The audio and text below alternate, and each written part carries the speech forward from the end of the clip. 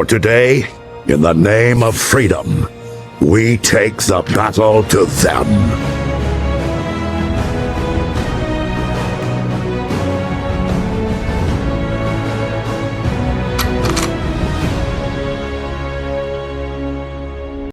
Hello and welcome to another Transformers video. So this is something that I haven't been excited to do, but I have been wanting to do this for a while now. And maybe about 2 months I've kind of been wanting to do this, and that is really sit down and talk about the state of Transformers. And I kind of just want to have a general, just a little discussion here, and just kind of talk about the different continuities of Transformers. Not necessarily continuities, but the different forms of Transformers media. So we're going to talk about the four things that Transformers is split up into, right? There's the films, there's the toys, there's the games, and then of course there is the shows. And I think let's just start talking about the shows first, since that's definitely the most boring of the lot. Of course, in the past, there have been some great Transformers shows. Of course, there's the original cartoon, the G1 show from 1984 to like 1987 or something like that. But I never watched it. I've literally only seen the 86 movie. And, I know that's obviously what got a lot of people into Transformers, so it's not really my place to comment on it. I just don't know if I'll be able to watch that. There was, of course, Beast Wars, which I absolutely loved. That was so cheesy, so funny. I love that show. And then, of course, there's the GOAT. There is the best that there ever was and ever will be, and that is Transformers Prime.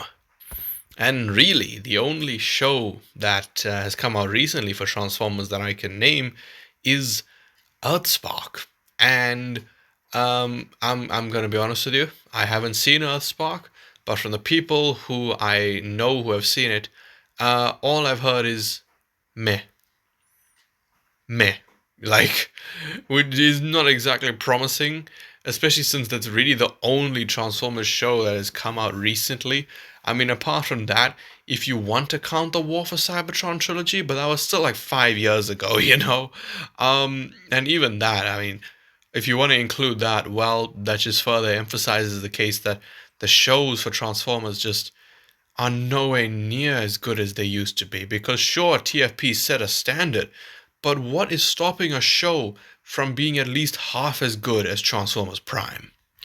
But yeah, all I'm hoping for is that maybe in the future we can get something, because I'm pretty sure there is another Transformers show coming out. But I mean that just looks like, yeah, I'm sorry, it looks like crap to me. But yeah, hopefully in the future we'll get some sort of good show for Transformers, but I seriously doubt it.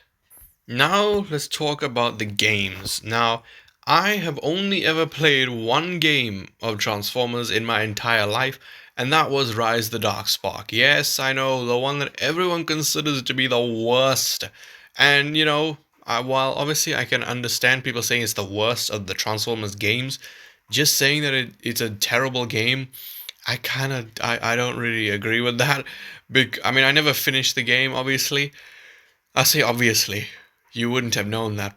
I'm an idiot. It is 1 a.m., alright? But, yeah. I don't know. I had fun playing it, but of course, there were way better games, such as War for Cybertron and Fall of Cybertron. Both games which are incredibly popular amongst the Transformers fandom. And really, there was one game that a lot of people were looking forward to, and that was Transformers Reactivate. It got figures. There was Starscream, there was Soundwave, there was Optimus, there was Bumblebee. And then the game just got canned. And I honestly couldn't believe it. Because, while granted I probably wouldn't have played it, it would be cool to have another Transformers game. But it just never happened.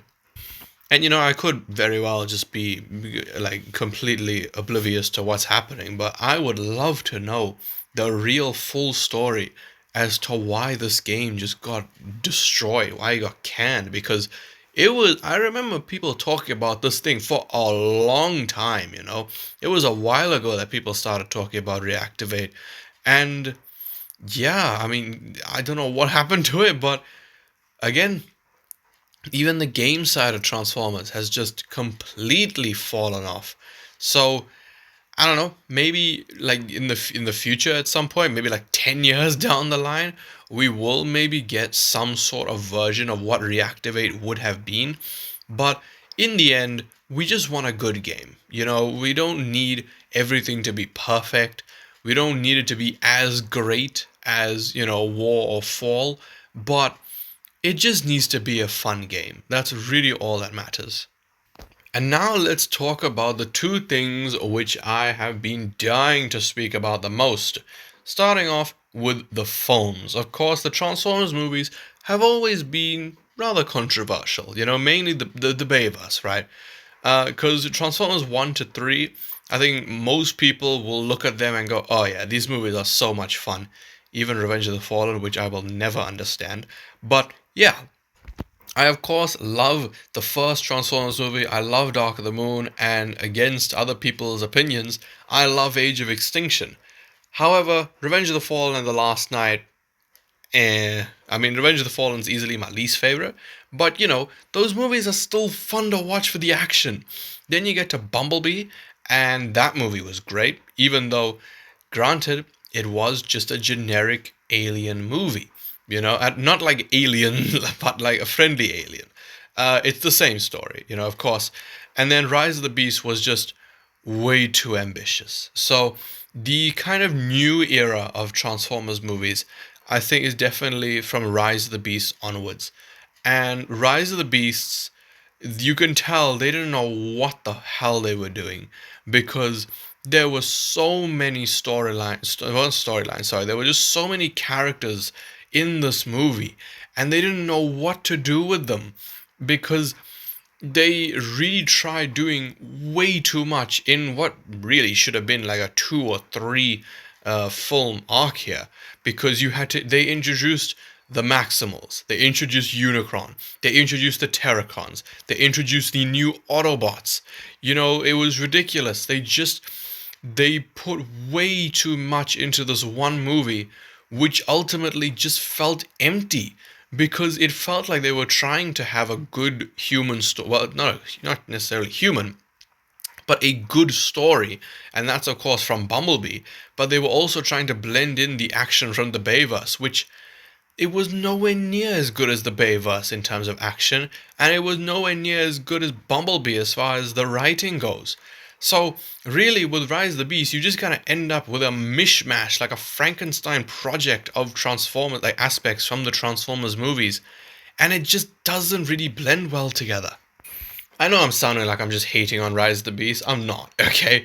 I do like the movie, but it's probably the most boring out of all of them. Like if you were to tell me that I'm gonna rewatch any of the movies, Rise of the Beast is probably the one that I would want to rewatch the least, even though I think that it's better than The Last Night and Revenge of the Fallen. That middle chunk of the movie is just so slow and boring. Like, I honestly don't care for the entire film, apart from the museum scene and the final act, of course. Apart from that, I do not give a shit about what's happening because nothing has any stakes. And that's the problem with these movies now, is because Lorenzo wants them to be prequels to the Bayverse. Of course, there's not going to be any stakes in these movies. You don't have to worry about Prime or B dying, or hell, any Autobots or Decepticons. Well, we're not getting Decepticons, clearly. Any characters who show up in the 2007 film, you don't need to worry about them dying because these movies are treated as prequels by Lorenzo. They, of course, are not going to do anything that'll mess with the continuity. Even though Unicron is a separate fucking being in Rise of the Beast, goddammit. Oh my god, Lorenzo just screws these movies up, man. I'm telling you. But yeah, Rise of the Beast, a movie that I like, but it just tried doing too much. And then that leads us to Transformers 1. And this is the one bit of positivity that I have in this video. Transformers 1 was something special. And I should be rewatching this movie tomorrow because I've been trying to get my sister to watch it, but of course, because they marketed this movie so terribly, she of course saw the trailers and I'm like, no, I'm not watching this. I'm sorry, they're not watching this kiddie movie. And I've been telling her, this movie was heavily mismarketed, and you can just tell that Paramount did not give a shit about it because it was, just because it was animated. People ought, and I'm not gonna lie, I was one of those people who went, oh, animated Transformers movie? Really? I just don't care. I love Transformers Prime, but come on, I don't want an animated Transformers movie. But this movie just blew me away. It was fantastic. But I guess that's the thing with Paramount. They see a good movie and then go, yeah, no, we're not going to market this at all. We're going to let a guy on Twitter do it for us. That is just absolutely atrocious. The one, because yes, of course, it just from 2018, since 2018, we only got two Transformers movies. That was ridiculous, and they were only like 1 year apart from one another. There was 5 years between Bumblebee and Rise of the Beast, and Rise of the Beast really did not feel like a sequel to Bumblebee, and then Transformers 1 genuinely feels like a movie that I could have waited 5 years for. And Paramount just decided to not do anything with this. And it annoys me because this movie didn't do the best at the box office, and it should have been. It should have been one of the highest. Well, okay, I wouldn't say one of the highest because, of course, there would have been other movies, yes, that people would have gone for, but it should have made 2 or even like 3 times what it made because it was a phenomenal story. It really, really was. And it's just a shame because now this movie's failure, I wouldn't say failure, but its disappointment has just led to things absolutely collapsing as far as the movies go. Because of course now Hasbro is no longer going to be funding films based on their IPs, which sucks because now this it leaves it up to Paramount completely, and Paramount clearly doesn't have much faith in the Transformers movies anymore, and it's up to them entirely to fund these things. Meaning that if we ever do get a sequel to TF1, it's gonna be a while until that happens. We're talking like maybe a Beyond the Spider-Verse length wait. And that sucks because I don't know when we're gonna get another Transformers movie, if we're gonna get another Transformers movie, because Hasbro not funding these movies anymore, that is a big, big thing.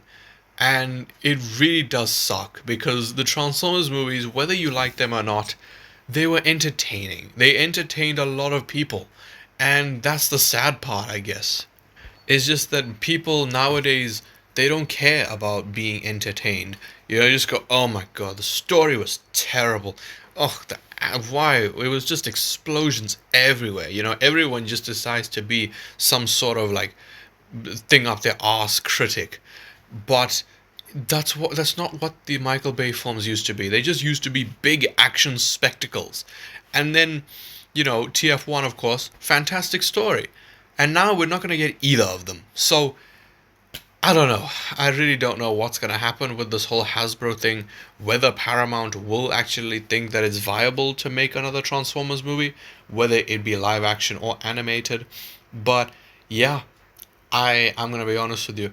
I think that even as far as the Transformers films go, I think our prime is long gone. Pun unintended. I think that we are way past it at this point, and I don't think we're ever going to get back to that special place we were in the early 2010s.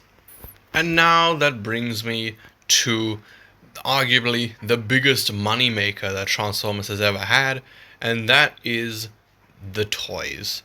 Now, I'm in an interesting position when it comes to talking about the Transformers toys because, of course, unlike most of you watching, most of you are, from the US or like the Philippines or India or something like that. You guys get Transformers. I have not seen Transformers on my shelf. Actually, no. Okay, hold on, back up. We have not gotten Transformers on our shelves since December of 2020. The Studio Series Leader Class Shockwave and Scavenger Wave was the last wave to ever come to our country. And you can just tell that when the budget cuts happened at Hasbro, they were like, South Africa, who cares? And just wrote us off. But even looking at the figures now, you just see what has happened to Transformers, because when you look at the figures from just say 2017 backwards, you get to see that they were fun toys. They were, because you had, okay, mainly from like 2011, 2011, the Dark of the Moon line, Revenge of the Fallen, 2007. Those were big, chunky, fun toys because they had lights, they had sounds, they had gimmicks, they had weapons that fire, they had automorph and all this stuff. And it was just really, really cool. And then 2014 with Age of Extinction is when it is when it definitely changed, because that's when they decided, you know what, there was a lot of complaints about that Revenge of the Fallen Leader Prime, and we reissued it for Dark of the Moon. Yo. So yeah, for like Age of Extinction and things, that's where the line definitely took a change, because the figures became simpler, but they also became smaller.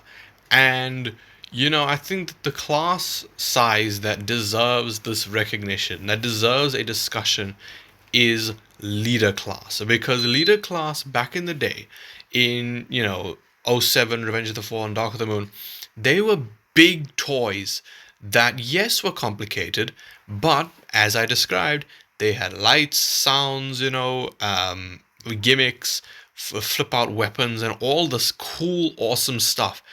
Things that as a kid you think, holy shit, this is the coolest thing in the world.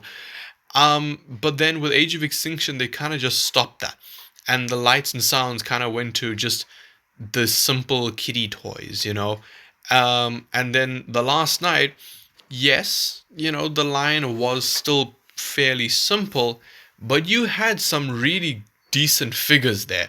Still nothing compared to, the complexities of older figures, but they were still really decent things. But you could see the figures were, pretty small. But then Studio Series is when things started to, kind of look up, because the figures were kind of the same size, like Stinger, Lockdown. They were kind of like in line with the figures, with the size of like the Last Night toy line. However, after about 2020, I believe it's when the new CEO of Hasbro came in. I could very well be wrong. But once those budget cuts happened, it was 2021 and 2022 when you really saw this massive change at Hasbro, because the figures just went downhill, in my opinion. And I know that people are going to hear that and go, oh my God, what do you mean? The engineering is gotten so much better and all this stuff, right? But Studio Series, I think, is the line that has changed the most, because you have the old Studio Series, which, consists of things like Leader Class Grimlock, Blackout, the freaking Jazz, the Wreckers, things like that. Studio Series 38 Optimus Prime, the Bumblebee movie one. And then the newer Studio Series figures are things like Rise of the Beast Scourge. Basically all the Rise of the Beast figures. The Fallen, Hot Rod, Crosshairs, things like that. And you just see how the figures have changed, because nowadays the figures are absolutely microscopic.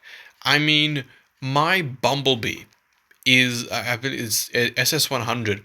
It's the size of Dark of the Moon Megatron's shotgun. Like, the shotgun is actually, if I put the shotgun vertically, the shotgun is actually taller than Bumblebee.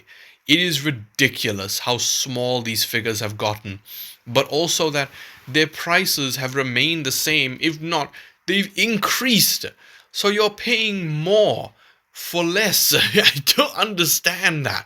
Voyages, I think, is the only class that I can some understand because it's a decent size, it's an alright price. I can understand it. But leader class, come on, man. What happened to them? I was saying all those things the leader classes had, the lights and sounds and stuff, and how big they used to be. They were huge figures, those leader classes. And now you get to nowadays, and all they are is a Voyager sized figure with maybe a good few accessories. You know, you are paying a leader class price for a figure that is the Voyager size and has, an all right amount of accessories, something you should expect. I shouldn't have to go, oh, they have to, really think about this. Oh, this engineering is so complicated. This has to go to leader class. We've had complex voyages in the past. Why is it nowadays, if we have anything that's like more complicated than like a freaking one-step changer, people automatically go, oh yeah, but with the engineering, oh, and the parts count, oh my god, it has to be leader class. They can't do this in Voyager. And of course, the leader class is gonna be a Voyager size. So it's so frustrating, especially for things like the Studio Series Last Night Optimus Prime. It is smaller than the original Last Night Voyager class. It is smaller.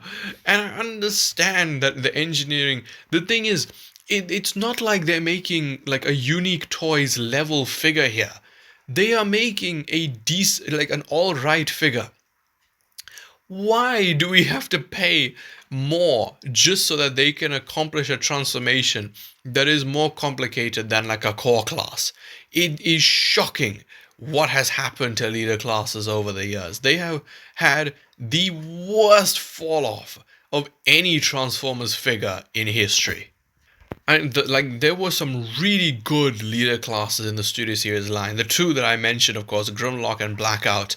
I'm amazed that like if Blackout was to be released nowadays, they would 100% release him as a commander class because Blackout it's such a great figure. It's complex, but it's so good. And they would 100% release it as a leader class. I mean, as a commander class nowadays, because they just wouldn't do it as a leader class. They couldn't. They couldn't make something so good and go, yeah, leader class. Let's make it affordable. No.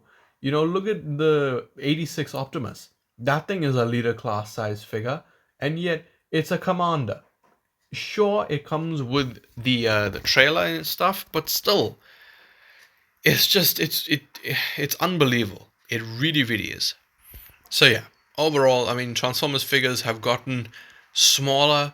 They've gotten, I wouldn't say simpler, but they have become almost undesirable because anything that has engineering more complex than like a little fidgety kid's toy automatically just spikes up in class. You're eventually gonna get a deluxe sized figure that is priced as a leader class, and then they're just gonna chuck in like 3 accessories. That's the thing. You get anything more than 2 accessories, oh, has to be a leader class.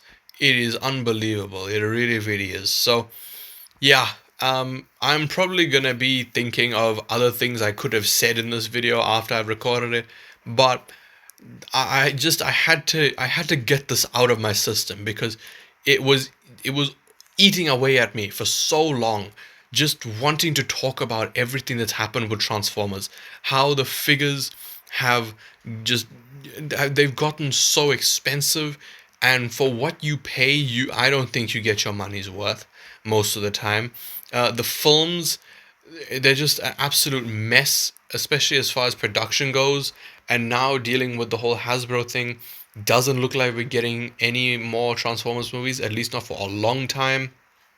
The games, the only game that people were excited for, got destroyed, got canned. The shows, absolutely nothing is happening. So, yeah. as much as I hate to say it, I love Transformers. You know I love Transformers. It's what gets the most views on this channel. I can do anything that I want. Anything that I'm excited to do. You know, like that, like ranking everything I watched last year. That video was okay, it was just over 3.5 hours long. I really had a lot of fun making that video. But that doesn't get the views. The Transformers gets the views. So, yeah, I mean, I love Transformers, but I hate to say it. I do think that it's coming to an end. I think that these things just then they're not getting the attention and the money that they used to, and it seems like nowadays Hasbro just they don't care. They do not care. A multi-million dollar company does not care about one of their IPs which has been going on for over 40 years. Everything going with Transformers has just gotten worse, and in some instances non-existent. So I am really gonna need your guys' opinion on this. What do you think of the current state of Transformers? And the thing is, of course I love it when you guys are optimistic, but please, optimist. Fuck's sake. I love it when you're positive, but I think we really need to be honest with each other about this, because no matter how brutal the reality is, we have to be completely honest and unbiased about it as to where Transformers could go, whether that it has a chance of being revived. But yeah, please, anything and everything, let me know down in the comment section below. What do you guys think about everything I've spoken about today? And if you did enjoy this video, then please leave a like, subscribe, and goodbye.